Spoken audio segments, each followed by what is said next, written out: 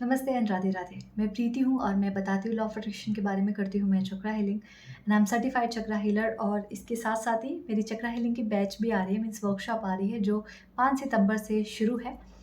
ये पूरी live workshop रहती है। हर दिन आप मेरे साथ अपने चक्रा की बैलेंसिंग करते हो, उसकी हीलिंग करते हो, उसकी प्रैक्टिसेस करते हैं। सो जो भी इंटरेस्टेड है, डिस्क्रिप्शन में सारा व्हाट्सएप नंबर है, डिटेल्स है, आप वहाँ से कॉन्टैक्ट कर सकते हैं। आगे बढ़ते हैं। यूनिवर्स हमेशा आपकी फ्रीक्वेंसी के हिसाब से ही आपको चीज़ें देता है। कैसे? चलो बताती हूँ। मेरे ना एक रिलेटिव है और मुझे लगता है आप इस चीज़ों से रिलेट कर पाओगे। सो अब क्या है ना कि जब उनके बच्चे पढ़ रहे थे तो तब उनके पास पैसे थे। अब जब देखो, अगर घर का मालिक बढ़िया हो ना तो वो घर बहुत अच्छा कर जाता है। और अगर घर का मालिक सिर्फ़ अपना-अपना देखने लगे ना तो पूरा घर मिट्टी पलीत हो जाता है। आजकल हम पॉलिटिक्स में भी वही देख रहे हैं। ठीक है? बाकी समझ गए होंगे यूएस और ये इंडिया का। ठीक है? आगे बात करते हैं, हम इस बारे में बात नहीं करेंगे, बट एक एग्ज़ाम्पल के लिए मैंने आपको ये बताया। अभी तो जब उनके बच्चे पढ़ रहे थे तब उनके पास अच्छी अर्निंग थी और अच्छी अर्निंग थी तो वो अ, घर का सारा ग्रोसरीज़ और सब कुछ वही लेके आते थे। ज घर पे जितने भी किराना का सामान था, कितना सामान यूज़ होगा, कितना नहीं होगा, कितना सब्ज़ी में तेल पड़ेगा, कितना चीनी पड़ेगा, कितना नमक पड़ेगा, वो सब कुछ वही रखते थे। और सब चीज़ों को मतलब अगर सारे बच्चे घर में अगर 10-20 बच्चे हैं, पहले ज़माने में तो बच्चे भी बहुत रहते थे। तो ये स्टोरीज़ मैंने अपनी सुना है घरवालों से, इसलिए मैं आपको बता रही हूँ। और मैं उनकी अभी करंट स्थिति भी बताऊँगी। दोनों स्थितियों में आप खुद समझना कि यूनिवर्स आपको अपनी फ्रीक्वेंसी के हिसाब से चीज़ें देता है। तो सबको थोड़ा-थोड़ा देना, जैसे मान लो कि अगर उनको अपने बच्चों को कुछ देना है तो ऐसे पूरा मुट्ठी खोलना और अपने बच्चों के हाथ पे रख देना। और अगर वो किसी और के बच्चे हैं तो उनको ऐसे मुट्ठी बंद करना और फिर देना। आप समझ रहे हो? मतलब अपना वाला पेट भर के खा ले और जो दूसरा है बच्चा उसका पेट भरे ना भरे उससे कोई फ़र्क नहीं पड़ता, मुझे देना है इसलिए मैं दे रही हूँ। अब जब उन बच्चों की शादी हो गई तो अ, किसी को हेल्थ के कुछ अलग इश्यूज़ हैं, किसी को कोई अलग प्रॉब्लम है, मतलब पूरा परिवार ऐसे खंडित हो चुका है कि मतलब कोई भी उनके परिवार में सुखी नहीं है। मतलब वो जो सुख की कल्पना वो छोटी-छोटी चीज़ों से वो लोगों की ब्लेसिंग्स लेके कमा सकते थे। क्योंकि देखो, आप किसी के लिए तो भगवान हो ना, मतलब अगर आप अपने घर में मालिक हो, इट मीन्स कि आप उन लोगों के लिए भगवान हो, ठीक है? तो भगवान क्या करता है? भगवान सबको इक्वली मानता है, ठीक है? तो उन लोगों की नज़र में वो बच्चे हैं या बड़े हैं, जो भी हैं, उन सबके लिए आप भगवान हो। तो अगर आप जो उन्हें दोगे, ऊपर बैठा भगवान वही आपको देगा। सिंपल है। बात समझ में आ गई? तो अगर आप भगवान होके आप अपनी इंटेंशन सही नहीं रख रहे हो, कटौती कर रहे हो, अपने बच्चों को ज़्यादा खिला रहे हो, बाकियों को कम दे रहे हो, अगर आप ऐसी-ऐसी चीज़ें कर रहे हो, तो ऑब्वियस है कि वो जो भगवान ऊपर देख रहा है, आपके साथ भी सेम करेगा। आज नहीं कल फ्रीक्वेंसी के हिसाब से देगा। आज की स्थिति ऐसी है कि वो लोग हमेशा रोते रहते हैं।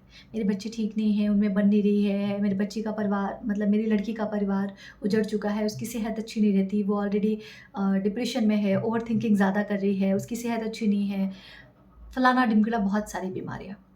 और जब अब मैं बैठे-बैठे अभी सोच ही रही थी कि तो मुझे अचानक से ये फ्रीक्वेंसी दिमाग में आई कि आप जो कुछ भी करते हो ना, वो जीवन में आपको मिलता जाता है। मैं अपनी मम्मा की स्टोरी बताती हूँ। मेरी मम्मा दानवीर मेरी मम्मा इतनी दानी है कि मत पूछो। मतलब अगर आपने उनको माँग दिया ना कोई चीज़ तो फिर वो मना नहीं कर सकती। वो सिर्फ़ निकाल के देने में यकीन रखती हैं। अपने बच्चों को भले चाँटे लगा देंगी लेकिन दूसरों को पक्का वो दे देंगी। सो उनका ये हालत है, वो कभी मना नहीं करती। तो वो फ़ेज़ भी था पापा का जहाँ उनको पूरे परिवार को साथ में लेके चलना था, जहाँ उनको सब कुछ करना था, हर किसी का ध्यान रखना था। और पहले ना सरकारी नौकरी में सैलरी बहुत कम आती थी और परिवार ज़्यादा होता था, लेकिन फिर भी खुशी थी तो सबका चल जाता था। आज हम सारे भाई-बहन सेटल हैं। मैं अच्छे घर में हूँ, मेरी बहन अच्छे घर में है, भाई अपनी लाइफ़ में बहुत बढ़िया कर रहा है, मम्मी-पापा सेटल है, अब कोई टेंशन नहीं है, सब सुखी संपन्न है। मतलब कॉल भी करो तो कोई टेंशन वाली बातें नहीं होती, हाँ ठीक है, सब बढ़िया, अच्छा है, ऐसे करके। ये सब कुछ आपकी फ्रीक्वेंसी पे है। आप भगवान होके अपने परिवार को क्या दे रहे हो, वो सेम ऊपर बैठा भगवान आपको वो देना शुरू कर देगा। मेरे साथ भी ऐसा है। मैंने आपको एक स्टोरी के थ्रू बताया होगा शायद कि आप जो देते हो वही आपको मिलता है। तो जब मैं कम कमाती थी, सिर्फ़ अपने लिए कमाती थी, तो ईश्वर भी मुझे उतना ही देता था। फिर धीरे-धीरे हुआ कि जब मैंने मम्मी को देना शुरू किया तो मेरी सैलरी भी बढ़ी। उसके बाद फिर अपने भाई-बहन के लिए चीज़ें करना मैंने शुरू किया, तो थोड़ी और, क्योंकि मैं कंजूस थी ना पहले, तो थोड़ी और सैलरी बढ़ी, थोड़े और कहीं-कहीं से बेनिफिट होने लगे। फिर परिवार आया, शादी हुई, उसके बाद फिर मैंने अपने ससुराल में भी कंट्रीब्यूट करना शुरू किया। तो जब वहाँ कंट्रीब्यूशन करना शुरू किया, तो अपने आप इतना फ्लो हो गया कि पूछो मत। जो चीज़ें मेरे पास 10, 20, 30 पे आके अटक जाती थी, आज वो लाखों में जा रही है। तो मैं क्या कर रही हूँ? समझ लो मैं उनके लिए भगवान हूँ और मैं उनको बराबरी चीज़ें दे रही हूँ। उनके हिस्से का उनको दे रही, बिना सोचे कि मम्मी आप इतना कहाँ खर्च करोगे, पापा आप इतना कहाँ खर्च करोगे, इतना कहाँ से आएगा, कौन करेगा, कहाँ से लेके आएँगे, इतने पैसे थोड़ी ना मैं दे दूँगी, मेरी भी तो अपनी कमाई है। ये पूछे बगैर सबकी ज़रूरत का ख़्याल रखते हुए मैं उनको एक अमाउंट पकड़ा देती हूँ, मम्मी आपका है, कम पड़े तो आप मुझे बता देना। ऊपर देखा भगवान क्या कह रहा है, जब ये ही नहीं पूछ रही देने से पहले, तो मैं तो परमपिता परमेश्वर हूँ, मैं क्यों पूछूँ? ले तू रख। तो आपको जीवन में ईश्वर वही देगा जो आपकी फ्रीक्वेंसी होगी। तो अगर आपकी फ्रीक्वेंसी किसी से छीनने की है, ईश्वर भी आपसे छीन लेगा, क्योंकि आप उसी फ्रीक्वेंसी पे हो, छीनने वाली पे। अगर आपकी फ्रीक्वेंसी लोगों को देने की है, कुछ भी हो, ब्लेसिंग्स हो, दुआएँ हो, सर्विस हो, सेवा हो, किसी की मदद करना हो, किसी को पैसे के थ्रू, किसी को फिजिकल सेवा के थ्रू, किसी को इमोशनली सिर्फ सुन लेने के थ्रू, जिस भी तरीके से, फिर ईश्वर क्या करेगा, अच्छा तुम दे रही हो तो तुम ये भी लो। तो वो चलता रहता है, वो चलता रहता है, वो चलता रहता है, और ये निरंतर चलता रहता है तब तक जब तक आपकी नीयत सिर्फ देने की रहती है। आपकी नीयत लोगों को काउंट करने की नहीं है, तो अरे मैंने इतने साल में तुमको इतना दे दिया, इस टाइम पे ये दिया, उस टाइम पे वो दिया। बहुत सारे पति रहते हैं ना, और शायद इसकी वजह से हर एक औरत कमा, मैं यहाँ पे किसी को ऊपर या नीचा नहीं दिखा रही हूँ, जस्ट एक सिंपल, क्योंकि मैंने मेरे घरों में देखा है, बस वही बता रही हूँ कि जब भी पापा भी अगर मम्मी को पैसे देते थे तो पूछते ज़रूर थे कि अच्छा कहाँ कितना खर्चा हुआ ये बता दो। और मम्मी उनको बताती थी, बट कहीं न कहीं वो एक हिट करता था कि अगर मैं कमा रही होती तो शायद ही मेरे से क्वेश्चन नहीं पूछा जाता। बट आज मेरे पति जब मुझे पैसे देते हैं या मैं जब उनको पैसे देती हूँ, सिंपल है, बल्कि उनको बोलता है कि मुझे बीवी के पैसे पे ऐश करना बहुत पसंद है। तो आई नेवर आस्क हिम कहाँ गए पैसे गोला? क्या, मैं उनको प्यार से गोला बोलती हूँ, तो कहाँ गए गोला पैसे? कहाँ खर्च किए? Never ever ask. मैंने आज तक पूछा ही नहीं। मैं बोलती हूँ आप लेते जाओ, देने की बारी आएगी ना तो पूरा एक साथ लूँगी मैं आपसे। जस्ट मन को परेशान करती रहती हूँ। क्यों? मैंने देना शुरू किया तो ईश्वर ने मुझे देना शुरू किया, क्योंकि मैं देने की फ्रीक्वेंसी पे हूँ। तो जब मैं देने की फ्रीक्वेंसी हूँ तो ऊपर वाला भी तो सेम फ्रीक्वेंसी फॉलो कर रहा है ना, तो वो भी क्या करेगा, चलो तुम भी लो।